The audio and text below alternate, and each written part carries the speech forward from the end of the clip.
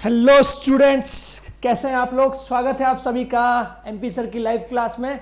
तो बेटा आज ऑर्गेनिक केमिस्ट्री का जो टॉपिक चल रहा है उस टॉपिक के बारे में ऐसा कहते हैं कि भाई हॉफमैन बनेगा कि सेटजेप बनेगा। मतलब जब रिएक्शन चलती है एलिमिनेशन की और आप कराते हैं E2 एलिमिनेशन, तो E2 एलिमिनेशन में आपको ये पता होना चाहिए कि आप कब हॉफमैन बनाएंगे, कब सेटजेप बनाएंगे। तो बेसिकली ऐसा समझ सकते हैं कि रिएक्शन मैकेनिज्म में जब कभी भी एलिमिनेशन की बात होती है, हॉफमैन की बात होती है, तो वहाँ पर कब हॉफमैन मेजर बनेगा, कब माइनर बनेगा, कब सेटजेप बनाना है, कब नहीं बनाना है, वो कौन से इंपॉर्टेंट एस्पेक्ट्स होते हैं जो ये डिसाइड करते हैं, वो सब चीज़ें मैं डिस्कस करने वाला हूँ। ठीक है, तो आप सभी लोग आज के लेक्चर को ध्यान से सुनेंगे। बहुत छोटा सा लेक्चर है लेकिन बातें बहुत सारी बता दूंगा इसके अंदर मैं आपको। नीट में हो, चाहे जेई की तैयारी कर रहे हो, एडवांस लेवल हो, मेंस लेवल हो, एम्स के लिए अगर आपका फोकस है, अब तो खैर दोनों सेम हो चुका है, कुछ फर्क नहीं पड़ने वाला, लेकिन हर कंडीशन में कहीं ना कहीं ये कॉन्सेप्ट आपके बहुत काम का है। तो ध्यान से सुनिएगा एक एक बात को। ठीक है, तो शुरू करते हैं। चलिए, सबसे पहली बात, एक स्ट्रक्चर आपके सामने आ गया एकदम से। ठीक है, स्ट्रक्चर को अगर ध्यान से देखेंगे आपका टाइम बचे, इसलिए मैंने पहले से काफ़ी कुछ बना के रखा है। आप देख सकते हैं बेटा कि स्ट्रक्चर में यहां पर 3 डिग्री एल्काइल हैलाइड दिया है। क्या दिया है? Alkyl halide. अब इस एल्काइल हैलाइड की रिएक्शन जब एल्कोहलिक केओस के साथ करते हो तो एल्कोहलिक केओस से आपको हीट की रिक्वायरमेंट ही नहीं है। क्या नहीं है? आपको हीट की रिक्वायरमेंट नहीं है। क्यों नहीं है? क्यों नहीं है? ध्यान से सुनिएगा। क्योंकि एल्कोहलिक केओस में ऑलरेडी H बॉन्डिंग से एनर्जी निकलती है, वो हमारे काम आ जाती है। एल्कोहलिक केओस से रिएक्शन कराया तो बेटा आप देख सकते हैं मोर सब्स्टिट्यूटेड एल्कीन बना है भैया। क्या बना है? मोर सब्स्टिट्यूटेड एल्कीन बना है। मेजर प्रोडक्ट सेटजेफ है। लेकिन अगर एल्काइल हैलाइड के साथ ये कंपाउंड लिया जाता, ये वाला बोले तो ये वाला, तो इस कंडीशन में एक बड़ा सा बेस लिया है। क्या लिया है? एक बल्की बेस लिया है जिसका नाम है टर्च ब्यूटोक्साइड। सोडियम पोटेशियम लगा रखा है, तो उनका सॉल्ट हो गया सोडियम या पोटेशियम टर्शियरी ब्यूटोक्साइड लिया है, तो हॉफमैन बन रहा है। पहली बात तो अगर आपको दिक्कत है कि हॉफमैन कैसे करते हैं आइडेंटिफाई, कैसे करते हैं सेटजेप, तो बेटा तरीका बता देता हूँ, ट्रिक समझ लो, जो समझना आपका मन करे समझ लो। कि अल्फा एच काउंट करो भाई। एल्कीन की पॉसिबिलिटी तो दोनों है, आप चाहो तो H यहां से निकालो और ऊपर और नीचे में से, इन दोनों में से चाहो जो निकाल सकते हो। ठीक है, मान लीजिए मैंने ये वाला निकाल लिया, तो उस कंडीशन में अगर ऊपर से H निकला तो ये बना, इधर से निकला तो ये बना। इसमें अल्फा H काउंट करो, ऊपर 2, नीचे 2, इधर 3, बोले तो 7 अल्फा हाइड्रोजन। इधर ऊपर 2, इधर 2, टोटल 4 अल्फा हाइड्रोजन। समझ में आ रहा है? तो अल्फा हाइड्रोजन जिसमें ज्यादा है, मोर सब्स्टिट्यूटेड एल्कीन इज कॉल्ड सेटजेफ। ठीक है, नीचे वाला हॉफमैन। अच्छा, लेकिन सर हमें कैसे पता लगेगा कब बनाना है हॉफमैन, कब बनाना सेटजेप? तो यही तो सिखा रहा हूं पगले, ध्यान से सुन। क्वेश्चन है कि हॉफमैन मेजर क्यों? पहली बात, कब और क्यों हॉफमैन मेजर, कब बनाना है, क्यों बनाना है, दोनों बातें, और दोनों चीजें लॉजिकल भी है। तो बेटा कंडीशन समझ ले, पहले कान खोल के मेरी बात सुन, कंडीशन समझ ले। कंडीशन तेरे सामने 2 रहेगी, बल्कि बेस के साथ बड़ा बेस। एग्जाम्पल के तौर पे किसको ले लिया? सोडियम टर्च ब्यूटोक्साइड। किसको ले लिया? सोडियम टर्च ब्यूटोक्साइड को ले लिया। और सुन, bad leaving group NR3 SR2 plus fluorine, bad leaving group को ले लिया, NR3 plus SR2 plus fluorine, bad leaving group. ये तो बेड लिविंग ग्रुप का ऑर्डर बेटा ना, ये NR3 प्लस पापा हैं सबके, बहुत ही बुरे लिविंग ग्रुप हैं। फ्लोरीन सब में सबसे बेहतर है। ठीक है, ये जो सीक्वेंस लिखा है इस सीक्वेंस में याद रखना है। टर्शरी अल्काइल अमोनियम, ठीक है, डाई अल्काइल, ठीक है, H2O होता, अगर O को हटा के 2 R लगा देते तो क्या होता? डाई अल्काइल ईथर होता।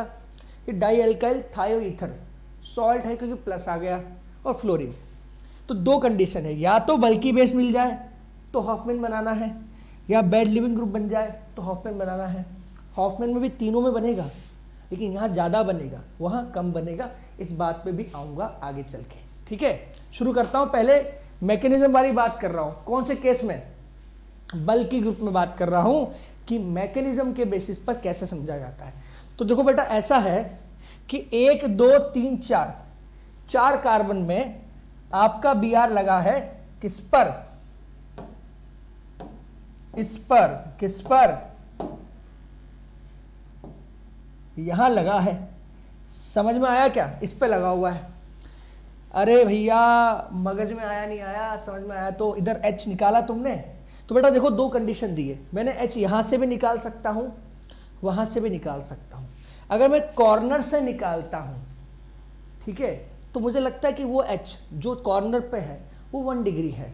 1 डिग्री हाइड्रोजन को निकालना आसान होता है अगर निकालने वाला बेस बहुत बड़ा है, बल्कि है, मोटा है। मोटू राम अगर आपका बेस है, एक होता है ना बड़े भारी भरकम आदमी को आप हर कहीं नहीं भेज सकते। छोटी सकरी गली में जाएगा, फंस जाएगा, निकल नहीं पाएगा।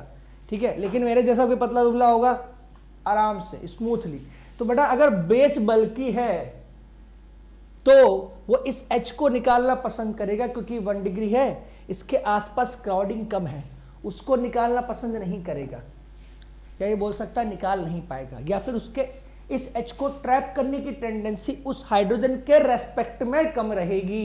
बोलो समझ में आया कि नहीं आया? ठीक है, इस H को निकालने की टेंडेंसी इस हाइड्रोजन के रेस्पेक्ट में क्या रहेगी? इस H को निकालने की टेंडेंसी उस 2 डिग्री H के रेस्पेक्ट में क्या रहेगी? ज्यादा रहेगी। और क्योंकि ये ज्यादा क्राउडेड है तो H वहां तक या O माइनस आपका बेस अप्रोच नहीं कर पाएगा। इतनी सी बात है। मोटा आदमी है, वहां जा नहीं पाएगा, जहां पर क्राउडिंग ज्यादा है वहां से H नहीं निकाल पाएगा। अगर H वहां से नहीं निकलेगा तो फिर कौन सा एल्कीन नहीं बन सकता? देखो ये एल्कीन तो बन गया, लेकिन कौन सा एल्कीन नहीं बन पाया होगा? ध्यान से सुनिएगा, ये वाला जो आपको सबसे ज्यादा पसंद है, क्योंकि आपको यहां पर अल्फा H ज्यादा मिलते हैं। कितने मिलते हैं? 6 मिलते हैं। लेकिन ये माइनर बनेगा क्योंकि आपका बेस बल्कि है, ये कहना चाह रहा हूं। तो बेस का अगर साइज बढ़ने लगता है, बल्किनेस बढ़ने लगती है, तो रिएक्शन में उसके प्रोडक्ट फॉर्मेशन की टेंडेंसी कम हो जाती है। समझ में आ गया? इतनी बात है। आगे बढ़ जाते हैं। एक छोटा सा एग्जांपल आपके लिए दे रहा हूं, ध्यान से देखिएगा। कुछ कंपाउंड दिए हैं, 3 डिग्री Br लगा हुआ है, ऊपर एक इंडिकेशन H का बनाया है, एक इंडिकेशन नीचे की बनाया है, नंबरिंग करी है। 2 डिग्री हाइड्रोजन कार्बन पे लगा, 2 डिग्री कार्बन पे लगा, H कैसा हुआ? 2 डिग्री H। 1 डिग्री पे लगा, H कैसा हुआ? 1 डिग्री H। बेटा ऊपर से निकालेगा अगर H को तो ज्यादा आसान नहीं होगा, क्या बोलते हो? वही वाली बात है, इतना बड़ा बेस अगर कोई उठा के ले आया तो उस H को निकालना आसान है। यहां आएगा तो कहीं ना कहीं तो टकराएगा, क्योंकि मोटा है। कौन? बेस। अरे मोटा है बेस तो कहीं ना कहीं तो टकराएगा। इस H को निकालोगे तो यहां एल्कीन बनाओगे। मन तो करता है बना दूं, क्यों? अल्फा H ज्यादा मिलेंगे, बचपन से बढ़ता आ रहा हूं। जितने अल्फा H, जितना ज्यादा सब्स्टिट्यूट एल्कीन, उतना ज्यादा उसका स्टेबिलिटी। अल्फा H के साथ साथ बात कर रहा हूं, ध्यान से सुनना, ठीक है? कंफ्यूज होने की कोई जरूरत नहीं है। लेकिन मजबूरी है मेरी कि मुझे हॉफमैन बनाना पड़ेगा, क्योंकि मेरा बेस बल्कि है। तो इस कहानी से हमें क्या शिक्षा मिलती है? कि इस कहानी से हमें शिक्षा मिलती है कि जब कभी आपकी साइज बड़ी है तो हर गली में आपको नहीं जाना चाहिए। ठीक है, कुछ गलियों में जाओगे तो फंस जाओगे। तो ऐसी गली चूज करो, ऐसी गली का रास्ता चुनो जहां से निकल जाओ आराम से। या ऐसे कहें कि अगर बेस बड़ा है तो उस H को निकाल, जहां से H निकालने के बाद तुम्हें मिलने वाली एल्कीन चाहे लेस सब्स्टिट्यूटेड हो चलेगा, लेकिन H निकालना जहां आसान हो, ये बेस कहता है। एक बेस होता है LDA, lithium di isopropyl amine. LDA के साथ भी ये केस है। जब आप पढ़ेंगे कार्बोनिल कंपाउंड्स तो नॉर्मली क्वेश्चन आ जाता है किताब में, MS चॉन सॉल्व करोगे तो वहां भी क्वेश्चन मिल जाएगा। वो 2H की लोकेशन दे देते हैं, बोला यहां से निकालोगे, यहां से निकालोगे। अब LDA देखकर मन करता है, स्ट्रॉन्ग बेस है लेकिन बेस बड़ा भी है, इसलिए हम उस तरफ से H निकालते हैं जहां पर H का डिग्री लेस होता है, या फिर बोल सकते हैं जहां स्टेरिक क्राउडिंग कम है।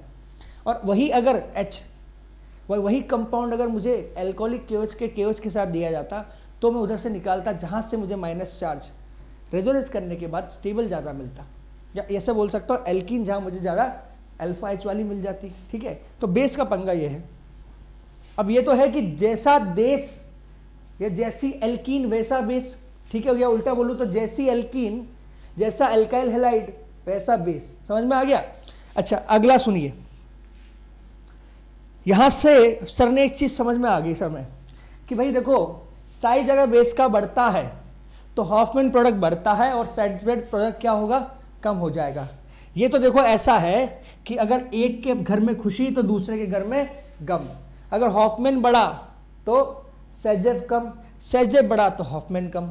अब हॉफमैन कब बढ़ता है, जब बेस कैसा होता है, बल्कि। तो जितना जितना जितना जितना जितना साइज बढ़ता जाएगा किसका, बेस का, उतना उतना उतना उतना कम क्या होता जाएगा, सेटजेफ, उतना उतना उतना क्या बढ़ता जाएगा, हॉफमैन। समझ में आ गया। चलिए आगे बढ़ते हैं।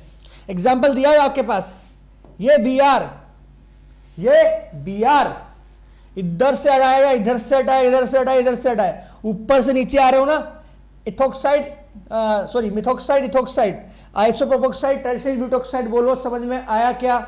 ऊपर से नीचे आ रहे हैं 1 2 3 4, ठीक है। Order of Hofmann product formation 1 2 3 4, percentage of Hofmann product की बात चल रही है। तो देखो सिंपल सी बात है, सर आपने कहा था छोटा बेस, और जैसे जैसे नीचे आ रहे बेस बड़ा होता गया, तो ऊपर से नीचे आने पर डेफिनेटली सर हॉफमैन प्रोडक्ट के बनने के चांसेस बढ़ जाएंगे। तो 1 2 3 4 में सबसे ज्यादा 4, सबसे कम 1, बात खत्म। आसान है। तो ये तो पहला केस हो गया। कंडीशन नंबर 2 की बात करेंगे। कंडीशन नंबर 2 क्या बोलती है, क्या बोलती है कंडीशन नंबर 2, वो कहती है कि बुलाती है मगर जानेगा नहीं। क्यों नहीं जाएंगे, सुनो ध्यान से बेटा। लिविंग ग्रुप एबिलिटी की बात करें तो लिविंग ग्रुप कौन होते हैं, जो चले जाते हैं। जो आपकी ज़िंदगी से चला जाए आसानी से वो ज़्यादा अच्छा लिविंग ग्रुप था, और जो नहीं जा रहे हैं, जो आपकी ज़िंदगी में आज भी हैं, वो बैड लिविंग ग्रुप है, ठीक है। ऐसे मतलब जो चले जाए वो लिविंग ग्रुप, और जो चले जाए आसानी से वो अच्छे लिविंग ग्रुप, जिनको जाने में समय लगे वो बेकार leaving group, bad leaving group. तो 3 लिविंग ग्रुप जिसका नाम स्टार्टिंग में मैंने लिखा था NR3+, SR2+ और F, 3 लिविंग ग्रुप की बात चल रही है, ठीक है। समझ में आ रहा है, 3 लिविंग ग्रुप की बात चल रही है जो यहां लिखे गए हैं, और कुछ कुछ परसेंटेज का खेल खेल रहे हैं सर। ये क्या है, तो देख भाई आज सुन, ध्यान से सुनना, कान खोल के बात को सुनना कि बेटा ऊपर से नीचे आ रहे हो ना, तो लिविंग ग्रुप एबिलिटी बढ़ रही है। उसके ही हिसाब से सर ने यहाँ पर हॉफमैन और सेटजेफ का परसेंटेज लिखा है। तो अब दूसरा कंडीशन आती है कि अगर आपके पास डिफरेंट लिविंग ग्रुप हैं, लेकिन डिफरेंट लिविंग ग्रुप कैसे हैं, बैड लिविंग ग्रुप है, और आपका जो क्या बोलते हैं H है, उसको निकालने की बात है, तो जितना खराब लिविंग ग्रुप होगा उतना हॉफमैन बनने के चांसेस बढ़ जाते हैं। अब आपके दिमाग में आता है सर डाउट कि क्यों, तो उसकी तरफ रुको, वो अभी मैं डिस्कस करूँगा अगली स्लाइड में। पहले मैं चाहता हूँ कि ये तुम सुन लो कि जो सर ने कहा है उसके हिसाब से रिजल्ट कैसे याद करना है। बेटा NR3+ सबसे खराब लिविंग ग्रुप है इन तीनों में, और जितना लिविंग ग्रुप एबिलिटी कम होता है उतना हॉफमैन ज़्यादा होता है 95%, सेटजेफ 5%, बाकी तुम समझदार हो 78, 22, 70, 30% लिखा है आपके लिए, स्पेशली आप ही के लिए। लिविंग ग्रुप एबिलिटी अगर बढ़ रही है सेटजेफ बढ़ता है, लिविंग ग्रुप एबिलिटी अगर कम होती है तो हॉफमैन बढ़ता है, जैसा कि आप यहाँ पर देख सकते हैं, ठीक है। ऊपर जाने पर लिविंग एबिलिटी कम हो रही है, हॉफमैन बढ़ रहा है, ठीक है सर। तो ये तो समझ गए हम, लेकिन अब ये बता दो आप ऐसा क्यों। देखो बेटा बहुत डिटेल में नहीं जाऊंगा, क्यों, क्योंकि अल्टीमेटली ये रिजल्ट आपके काम का है सवाल लगाने के लिए, लेकिन मैं आपको इतना अंदाज़ा दे देता हूं कि क्या क्या होता होगा और क्यों क्यों होता होगा। सुनिए ध्यान से, जो मैंने आपके सामने बनाया है ये परफेक्ट डायग्राम तो नहीं है, लेकिन ये आपको आइडिया देने के लिए बहुत है। क्यों, सुनो देखो, E2 रिएक्शन की जब बात करते हो तो क्या बोलते हो, साइमल्टेनियस H निकलेगा, लिविंग ग्रुप निकल जाएगा, ठीक है। सिंगल स्टेप रिएक्शन होती है, इधर से H निकाला, इधर से लिविंग ग्रुप निकाल दिया। अभी तक तो हमने ही पढ़ा था, लेकिन बेटा बेस मैंने वही लिख दिया, क्यों, क्योंकि बेस की बात नहीं कर रहे, अब हमारे लिए लिविंग ग्रुप वेरिएबल हो रहे हैं, चेंज हो रहे हैं। तो बेटा मैं कह रहा हूँ कि अगर आप H यहाँ से निकालो या यहाँ से निकालो, दोनों में आपको एल्कीन मिलती है। अगर एल्कीन बेटा यहाँ बना दोगे बीच में तो आप उसको सेटजेफ बोलोगे, कॉर्नर में बना दिया तो उसको आप हॉफमैन बोल दोगे ना। लेकिन मैं ये कहना चाह रहा हूँ कि जब बेस H को लेने आता है, एसिड बेस करता है, जिसको बोलता हूँ मैं अमिताभ बच्चन, ठीक है। और अमिताभ बच्चन के आगे किसकी चलती है कभी आज तक? इंडस्ट्री का डॉन कौन है? कहने को शाहरुख खान, लेकिन मैं क्या बोलता हूँ, शाहरुख खान से भी ज़्यादा अच्छा एक्टर कौन है? क्यों? इतनी एज के बाद भी इतना अच्छा परफॉर्म कर लेते हैं, समझ रहे हो ना। आज भी कैमरे के सामने जब खड़े हो जाते हैं तो रिश्ते में तो हम तुम्हारे फैकल्टी लगते हैं। एसिड बेस रिएक्शन, तो बेटा ये जो एसिड बेस रिएक्शन में बेस लगा है, एच हटाओगे ना, तो होता क्या है कि लिविंग ग्रुप का जाने में और एच के निकलने में अभी तक तो कोई गैप नहीं था, ये दोनों साथ साथ होते थे। लेकिन अगर बैड लिविंग ग्रुप ले लिया तो जाने में लगाता है समय, लेकिन एच निकल जाता है पहले, तो कुछ समय के लिए as a intermediate minus charge बनता है, कुछ समय के लिए, ठीक है। तो अभी तक जहां हमने ये कभी नहीं कहा कि E2 में इंटरमीडिएट बनता है, लेकिन बैड लिविंग ग्रुप के केस में हम बोल देते हैं कि हाँ इंटरमीडिएट जैसा कुछ तो बनता है, कुछ तो बनता है, मतलब इंटरमीडिएट जैसा ही कुछ तो बनता है, साथ साथ तो नहीं निकलते, तो इसलिए माइनस चार्ज बन रहा है 1 डिग्री। अब माइनस चार्ज की बात आ गई, तो माइनस चार्ज 2 जगह बन सकता है, 1 डिग्री बन सकता है और 2 डिग्री बन सकता है। अब बेटा आप समझदार हैं, आपने पढ़ा है GOC में, मैंने आपको समझाया था, बताया भी था, मैं रिमाइंड करा देता हूँ कि 1 डिग्री कार्बन आयन और 2 डिग्री कार्बन आयन की बात की जाए तो 1 डिग्री कार्बन आयन ज़्यादा स्टेबल है, इसलिए मैं चाहता हूँ कि मेरा H कॉर्नर से निकले और एल्कीन यहाँ बने। क्यों? अगर H कॉर्नर से निकलेगा तो मेरा इंटरमीडिएट क्या होगा? स्टेबल। और दुनिया में हर रिएक्शन RDS के इंटरमीडिएट के साथ ही चलती है, जैसा इंटरमीडिएट कहेगा वैसा मैं करता रहूँगा। क्यों? क्योंकि मेरे रिएक्शन का RDS का इंटरमीडिएट मुझे करता है क्या? गाइड। किसके लिए? रिएक्शन की स्टेबिलिटी और रिएक्शन की रेट ऑफ रिएक्शन के लिए। तो बेटा माइनस चार्ज, ठीक है, माइनस चार्ज यहाँ पर 2 डिग्री बनता है। तो रफली आइडिया समझ लीजिए कि जो इंटरमीडिएट बन रहा होता है बैड लिविंग ग्रुप के साथ, उसमें माइनस चार्ज आता है और उसकी स्टेबिलिटी तब होती है जब वो कॉर्नर से निकलता है। अगर बीच से निकालोगे तो उसका डिग्री हायर होगा। इसलिए हम क्या बोल देते हैं कि अगर आप एल्कीन बनाना चाहते हैं बैड लिविंग ग्रुप के केस में, तो आप कैसी बनाइए? आप बनाइए हॉफमैन, वो ज़्यादा स्टेबल होगी। और जितना ज़्यादा आपका लिविंग ग्रुप खराब होगा, जितना बैड लिविंग ग्रुप होगा, जितनी लिविंग ग्रुप टेंडेंसी कम होगी, उतना ज़्यादा हॉफमैन बनने के चांसेस बढ़ जाते हैं और उतना ही सेजेफ के बनने के चांसेस कम हो जाते हैं, ठीक है। एक सवाल आपके सामने, फ्लोरीन बैड लिविंग ग्रुप है, एल्कोहलिक केओएच लिया, हमारी आत्मा चीख चीख के कहती है सर प्लीज एल्किन बना दो सेजेफ। मैं नहीं बनाऊंगा लेकिन माइनर। क्यों? क्योंकि तुम्हारा फ्लोरीन कैसा है? Bad leaving group. हॉफमैन बनेगा मेजर। समझ में आ गया? तो इतनी सी कहानी है, ठीक है। उम्मीद करता हूँ आपको लेक्चर अच्छा लगा होगा। लेक्चर अच्छा लगा तो बेटा क्या करना है, सर का टेलीग्राम चैनल लिखा है MPSIR, यहाँ नहीं तो आप क्या कर सकते हो, आप मुझे सर्च करो MPSIR organic chemistry, MP sir organic chemistry मेरे टेलीग्राम चैनल का नाम है और लिंक है, बता देता हूँ लिंक क्या है भैया। ढूंढना है तो ऐसे ढूंढ लेना भाई, आपको इतना लिखना है, मयंक पारिक अन एकेडमी, बस काम हो गया। मयंक पारिक अन एकेडमी लिख दोगे तुम्हारा काम हो जाएगा, मिल जाऊंगा तुम्हें, ठीक है। बहुत सारे जरिए हैं, ढूंढो टेलीग्राम में, मिलूंगा, आराम से मिलूंगा, ठीक है। चलिए, तो आज की क्लास में इतना ही। अच्छा, अन एकेडमी पे नीट वाले स्टूडेंट्स के लिए मेरा लाइव कोर्स आ रहा है 20 या 22 तारीख के आसपास, लेकिन उस कोर्स को अगर आपको पढ़ना है, क्योंकि वो प्लस पर होगा, उसके लिए आपको अन एकेडमी प्लस सब्सक्राइब करना पड़ेगा। तो बेटा वहाँ मेरा कोड लगाइए MPSIR, क्या लगाना है? कोड लगाइए MPSIR। कोड लगाने से क्या होगा, देखो 2 फायदे हैं, एक तो प्लस पे आ जाओगे और आपको 10% डिस्काउंट मिलता है। जब आप पेमेंट पे जाओगे ना, पेमेंट पे जाने पर जब आप प्रोसीड करते हो तो नीचे रेफरल कोड का ऑप्शन आता है, वहाँ लिख देना MPSIR, बस इतना लिखोगे आपका काम, 10% आपको डिस्काउंट मिल जाएगा। और अगर आप मुझे इसका स्क्रीनशॉट सेंड करते हो ना कि सर मैंने आपका कोड अप्लाई किया है, तो बेटा उसके बाद मैं आपको मेरे टेलीग्राम पर्सनल ग्रुप पर भी ऐड कर लूँगा जहाँ पर डिस्कशन होता है, ठीक है। तो दोनों चीज़ों के लिए आपको क्या करना होगा, इतना तो करना पड़ेगा। अगर अनअकैडमी में आना ही है तो क्या करना है, छोटा सा काम है, कोड लगा दो, बात खत्म, ठीक है। नहीं तो हम पढ़ ही रहे हैं, प्लस पे क्लासेस चल रही है, यहाँ पढ़ सकते हैं। फंडामेंथल पे आता हूँ मैं लाइव, ठीक है, वहाँ भी आप मुझे मिल सकते हैं। फंडामेंथल पे भी अगर आपको वीडियो देखना है तो भी आप मेरा चैनल सब्सक्राइब करो, क्योंकि वहाँ की वीडियोस का लिंक भी आपको यहाँ मिलता रहेगा। तो ठीक है, इसके साथ मिलते हैं बेटा नेक्स्ट क्लास में। Okay, bye bye, good night, पढ़ते रहिए, मिलेंगे फिर इसी प्लेटफॉर्म पर नए टॉपिक के साथ। टॉपिक हमारा होगा नेक्स्ट वाला होगा Hofmann exhaustive methylation then elimination. ठीक है, ओके बाय।